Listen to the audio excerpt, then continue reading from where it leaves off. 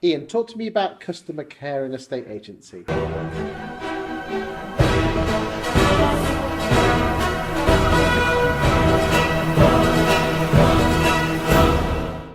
One of my favourite topics, Chris. I hear customer care and customer journey and all those sorts of things all of the time.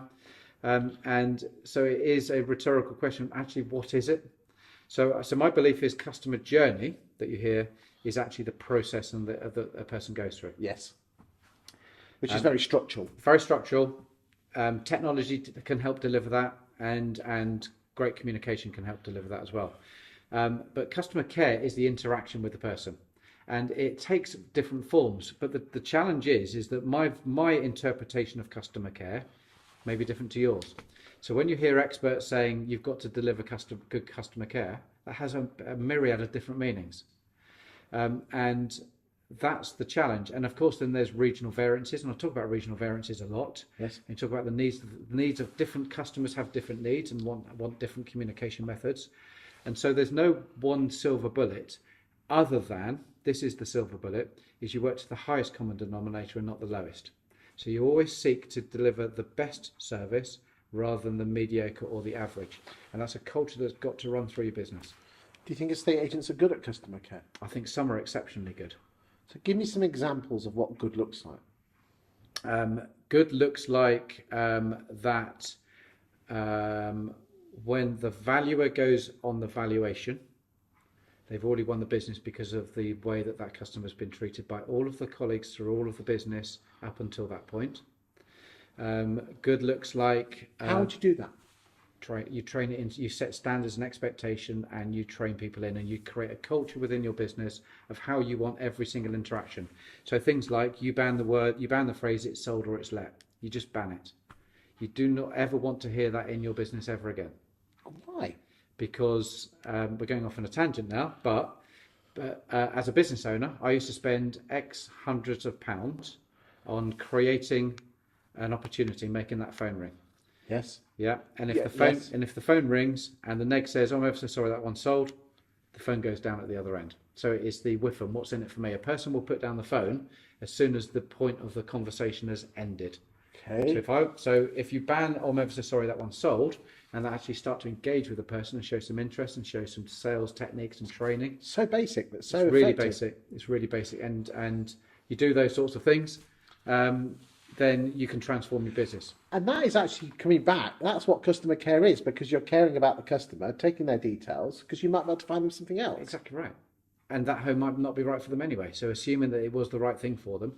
So one of the problems I've got with technology and the internet at the moment is, and one of the problems with agency is that there's a huge assumption of knowledge on behalf of the estate agent towards the customer. They believe that because they've seen it online, they know what the house. Well, interestingly, Matt Giggs, who I know you know, Yeah. he actually looked at all of his Rightmove leads, I want to view this property, Yeah. and only 4% of his sales Yeah. came from someone saying, I want to view that house. Doesn't surprise me at all.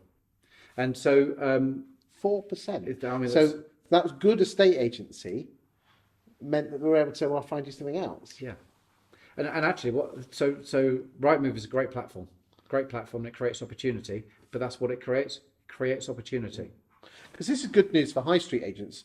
And I know, the likes of your Purple Bricks and your Easy Properties are, and that's offering choice. Yeah. And I'm going to say this, I know you might not be able to say so, but that's one advantage that the high street could possibly have over online is that high street should be able to have more interaction with the people. So, well, I haven't got that, but I've got this. Yeah. So I'll talk about it briefly. I've got no problem with the consumer having choice, none whatsoever. So long as the choice has been delivered with integrity and accuracy, and so long as the customers know what they're getting for their money, I've got no problem with it whatsoever. An interesting point. This is a great tip, by the way. This is liquid gold right now. A guild member came to me last year and said to me that over a 12-month period, they worked out the increase from the first offer that they received from a customer to the final offer they agreed. They went through every single offer that they had through their CRM system. Yeah. And on average, they increased them from £12,500. That's numbers, isn't it? 12, yeah, absolute numbers, and it's absolutely documented. So they're quoting this to every single customer that is considering not using a high street, or not using them in particular, I should say. Yes. But it's liquid gold, because the value that member is making is in the skill set of the negotiation technique. I think a lot of estate agents out there are losing properties to the likes of these online agents, and they're not creating a good enough story to say, well, this is why we're worth more. Yeah, that's exactly right. So cost is, But that agent did do that, didn't they? so one of my favourite lines is, cost is an issue in the absence of value. And we can talk about fee in a minute, but agents make so many fundamental mistakes on fee because they link it all just to one very small transactional part of the equation, which is just the pitch in the living room, and it is so much more than that. Good stuff. Any other tips on customer care? Yes, absolutely. So talk to your customers and listen to their wants and their needs. So actually ask them what their required communication is. They may want text or WhatsApp or email, and that might be because they're busy people, and that's right, and that's okay. It's their home and it's their choice. But certainly listen to it, but also challenge it if you don't think that it's enough for them. Great agents are agents that are prepared to have meaningful conversations. That's what Richard Rawlings said. Challenge people. Yeah. Don't assume. Don't accept the first answer. Yeah. Because we're there in between, aren't we? We're the grease between the wheels. Yeah. And we might be able to see something better that they can't. I call it newsreader syndrome. Go on. So the newsreaders at the time of the tsunami didn't say tides are high in Sri Lanka and we think a few people may have been hurt. They said there's been a tsunami, there's 30-foot waves have hit Sri Lanka and we fear 100,000 people have died. And they did that because they're professional and appropriate, but they don't own the news. One of the biggest conundrums in a estate agency is that for some reason agents believe that the feedback they're giving their customer has come directly from them. So right. But it hasn't. The skilled agents are the ones that can actually interpret the feedback and deliver it accurately without ownership. So customer care. So one of the things that is really important about customer care is actually understanding the psychology of the process that people are going through. So we're going to go into a deep level now. Go for it. It's worth it. It's worth the 2 minutes. If we understand that actually up until the point that you agree a sale, you're managing disappointment. That's what you're doing, because they've had lots of agents that are going out promising the earth and saying, I can definitely get you 250,000 quid for your house, because they're delivering the price wrong in the first place. Yeah.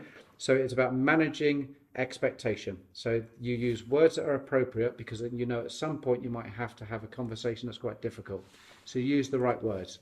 The next point is that when you get to the sale agreed stage and you put it in with conveyancers, lawyers and surveyors, you're then in a conflict business. You've got 5 people in a transaction, all with different objectives. Yeah. So understand that it's a conflict industry, and then use the words that are appropriate to placate and get results. Estate agency is a conflict business. Yeah. Fantastic. Thank you.